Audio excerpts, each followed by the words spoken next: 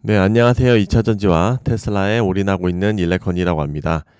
오늘은 신저가를 갱신을 하고 있는 배터리 섹터에 대한 투자가 이대로 괜찮은가에 대한 여러 가지 진단과 체크 포인트들 그리고 예상 같은 것들도 좀 해보도록 하겠습니다.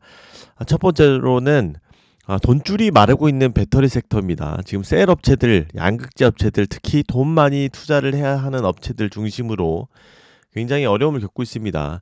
특히 이제 여러분들 다 아시겠지만 삼성 SDI 유상증자도 어떻게 보면 당연히 필요한 절차라고 말씀을 드렸긴 했습니다.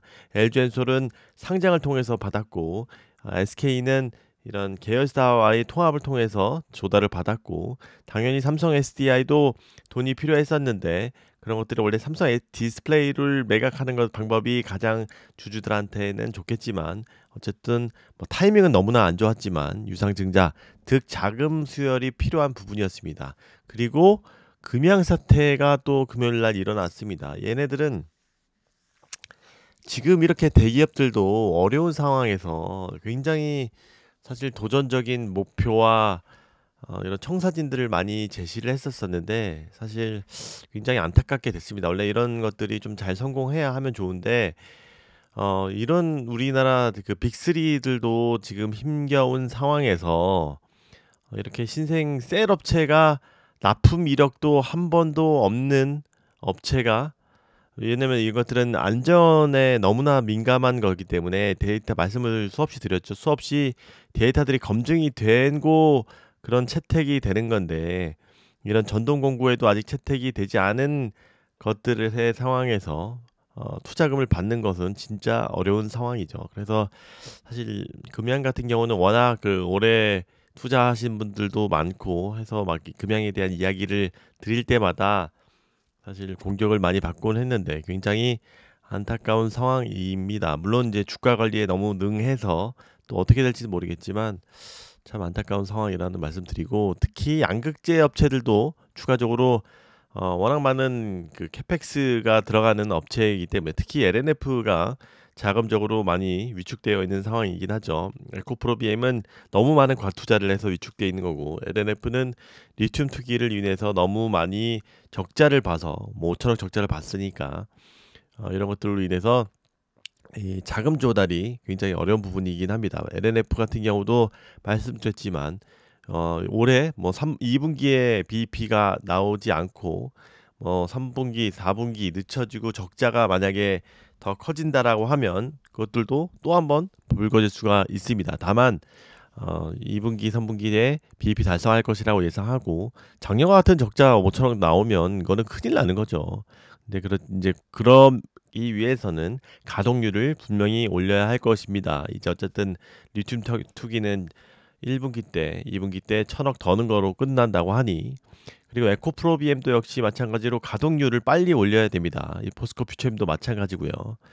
그래서 가동률이 최소 4, 50% 이상씩, 60% 이상씩은 돼야 이 BEP를 맞출 수 있는 수준이기 때문에 50% 이상 돼야 그런 것들이 조금 빨리 가동률이 올라가야 되기 때문에 제가 그래서 이 수출 물량의 톤수를 자꾸 보는 겁니다. 그래서 최종 OEM이 또 중요하다는 말씀을 다시 한번 드리고 두 번째는 배터리 전략을 흐름을 좀 봐야 된다. 기업이기 때문에 사실 어떻게 보면 나는 이쪽에 더 투자할게라고 했는데 그 방향이 아니고 하면 또 피해를 받는 거죠. 우리는 사실 진격의 파우치 배터리라고 해서 파우치 배터리에 올인을 했었습니다. 근데 생각보다 이 파우치 배터리가 증가하지 못했습니다. 그것들이 특히 안전이랑 연결되면서 사실 원통형이나 각형 이런 부분은 이 기반 자체가 안정적인 구조를 가지고 있기 때문에 이렇게 더 안전에 잘 보호를 해주는 건데 파우치는 에너지 덴시티, 에너지의 밀도 이런 것들에 더 집중이 된 최적화된 배터리라고 생각을 했었기에 여기다 거의 다 우리나라 특히 SK몰을 바탕으로 올인했었는데 이런 불 나고 나서부터 완전히 줄었습니다. 그래서 점점 각형과 원통형은 내려가고 원통형 파우치가 지배할 것이라고 생각했는데 그 전략이 실패했습니다. 그것들이 다 뭐 안전성 논란 때문인 거죠. 거기다 LFP도 대응을 못했습니다. 거기다 미드니켈로 우리나라는 대응한다고 했는데 미드니켈도 요즘에는 좀 중국 쪽에서의 양극재 계약이라든지 이런 것들 통해서 조금 아쉬운 결과를 가져오고 있습니다. 물론 셀 회사는 하고는 있지만 양극재 국내 양극재 회사들은 미드 니켈을 잘 채택이 안 되는 그런 느낌으로 가고 있습니다. 그리고 또 중국 배터리에 대한 야 중국이 어떻게 우리를 이겨 막 논란했었죠. 맹신의 한국 투자자들 진짜 이 배터리에 대해서 중국 EV에 대해서 중국 배터리에 대해서 LFP에 대해서 조금만 칭찬하면은 이거 뭐 말이 되냐 우리나라 너 지금 전기차 타봤냐 등등 저는 전기차 지금 10년째 타고 있는데 말이죠. 맹신의 한국 투자자들이 중국 배터리를 배척한 결과를 그대로 맞고 있고 유럽이든 이런 유럽에서조차도 중국 외에조차도 지금 중국 배터리가 60% 이상 점유를 하고 있는 상황을 맞고 있습니다. 그래서 전체적으로 지금 안 좋은 상황이고요. 그리고 또한 호황기에 우리가 과한 투자 계획을 했었다. 양극재 업체들 특히 100만 톤 경쟁을 했었죠. 그 이것도 사실 제가 지속 하향을 결국 해야 된다, 빨리 해야 된다 하지만 이런 이야기 할 때마다 야 이거 니네 업체나 잘해 뭐 이런 것도 논란을 왜 이걸 하향해 이런 논란들이 많이 있었죠. 왜냐면 이때 이런 것들 그 70만 톤 이런 캐파의 기준으로 이런 주가 가치가 판단됐었기 때문에 그런 것들에 대해서 특히 주주분들이 예민하긴 했었습니다만 이게 너무나 조금 잘못된 과한 플랜 A, 플랜 B 없이 뭐가 잘 될 때를 기본으로 해서 너무 질러놨다. 그래서 안 될 때도 대비했었어야 되는데 그런 대비가 없었기 때문에 회사의 전략이라는 거기 때문에 시장 예측을 실패한 것들에 대한 지금 이 문매를 막고 있는 거다라고 볼 수 있을 거고 특히 원자재 가격 같은 경우도 리튬 삼스 이거는 요즘에 니켈이 상승을 좀 많이 하고 있습니다. 우리나라는 LFP보다는 NCM 3원계를 중심으로 하고 있기 때문에 뭐 물론 이런 것들이 내리는 것보다는 이제 유지가 되거나 오르는 것도 괜찮지만 리튬 상승이 좀 더 올라가야 됩니다.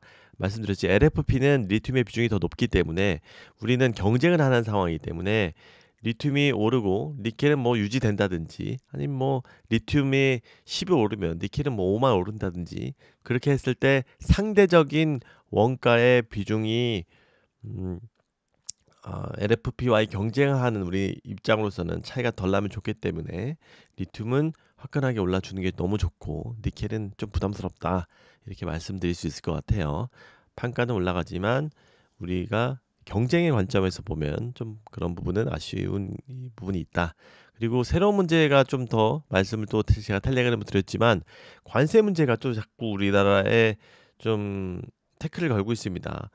LG 에너솔루션 스텔란티스 합작 공장이라든지 양극재 같은 경우는 에코프로비엠이 이런 캐나다 그리고 포스코 퓨처엠이 캐나다 진출 이야기를 하고 지금 많이 거의 완공 즈음으로 가고 있는데 그런 것들이 조금 애매해질 수도 있다라는 생각이 지금 들고 있습니다. 물론 이런 것들이 관세가 잘 해결될 것이라고 보지만 아예 빵프로로 하지는 않을 것 같아 갖고 자동차 관계 업종은 좀 낮춰줄런지 이런 것들을 좀 지켜봐야 될 것 같습니다. 그래서 진짜 이런 것들은 정책 불확실성으로 정말 검증을 해야 되는 그런 것 같습니다. 그래서 이런 것들도 어떻게 보면 기업의 흥망성쇠가 정책과도 연결되어 있고 그런 것들이 주가로 반영되는 거기 때문에 이런 것들은 잘 지켜봐야 될 것 같고 야 그렇다면 너 맨날 뭐 너만 지금 잘났어? 너도 지금 어렵잖아라고 이야기하고 있는데 그럼 어떻게 해야 되냐? 매출이 저는 바닥을 지나고 있는 것은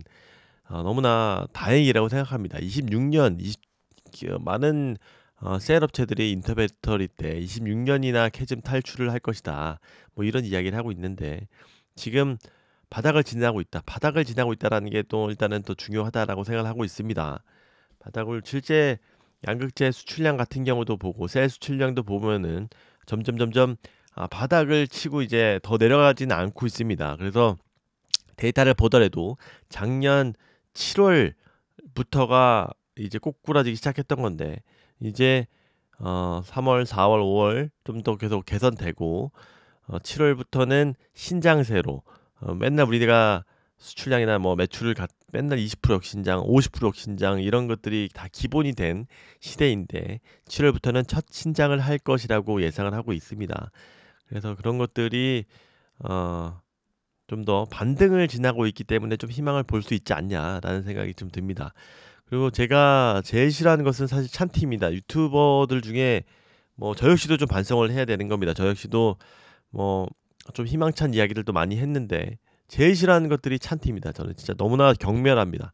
찬티 영상일수록 사실 막 구독, 좋아요, 인기 너무나 많은 것들을 저도 느끼고 있어서 제가 뭔가 중국 배터리에 대해서 뭐 칭찬하죠? 그러면은 진짜 아예 좋아요, 구독 거의 없습니다. 이게 근데 제가 약간 오를 것 같다 이런 얘기 올리죠. 그러면은 참 완전 너무나 막 폭발적인 인기를 보여주고 있는 것들을 보면 참 그런 것들에 취해서 찬티의 영상과 찬티의 유튜버들이 나오는 것 아닌가라는 생각도 듭니다. 그래서 저 역시도 이런 것들에 대해서 검증을 받아야 되는 것이고 그런 것들은 계좌로 저도 뭐 책임을 받고는 있지만 이런 것들은 뭐 실력 없으면은 할 수 없는 환경이 좀 조성이 좀 돼야 된다. 그래서 저도 그런 부분에서 자유롭지 않아서 저도 역시도 찬티 방송을 하지 않으려고 항상 객관적인 위치에서 방송을 하려고 좀 노력하고는 있는데 저 역시도 희망찬 이야기들을 많이 하고 있는 것 같고 그리고 제가 왔다 갔다 말씀을 드렸지만 신저가 갱신하고 있는 배터리 투자